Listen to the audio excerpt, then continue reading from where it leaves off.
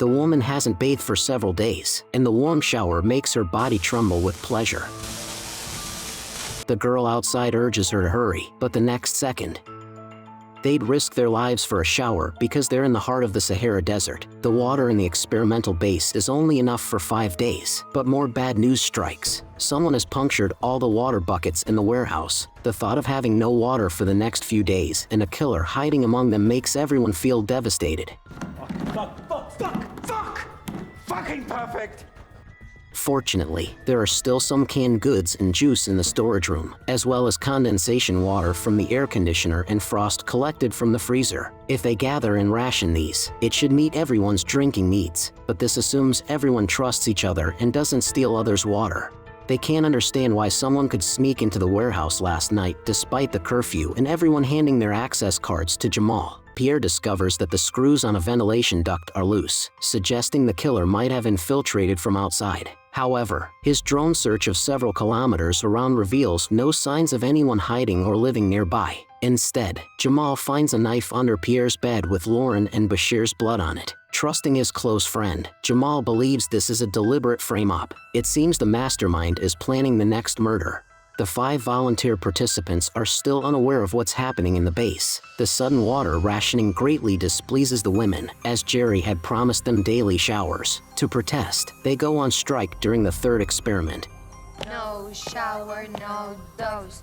No shower, no dose. It's only when Maggie threatens to withhold their $1 million compensation that they reluctantly drink the algae-purified water. Joe, annoyed by Keiko's constant disruptions during the experiments, tells Jamal about seeing her sneak into the lab. Jamal immediately restrains Keiko, suspecting her of being the killer hiding in the base. But Keiko remains tight-lipped, refusing to confess even with a knife at her throat. Maybe you should check to see how sharp it is.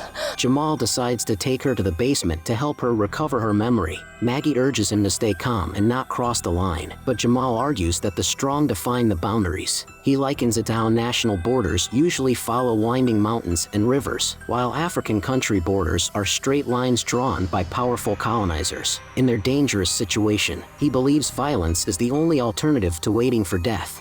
Jamal first burns Keiko's fingers one by one with a hot iron,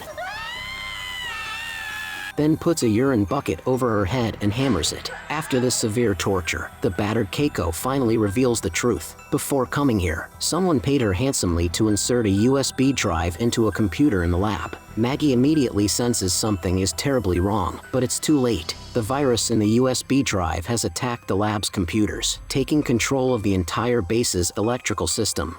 Meanwhile, 2 female volunteers are still obsessed with taking a shower. Alba secretly opens the water tank's valve, while Ida eagerly strips and enters the bathroom. However, when she turns on the shower, no water comes out. Just as she's puzzled, water and electricity simultaneously shower down on her.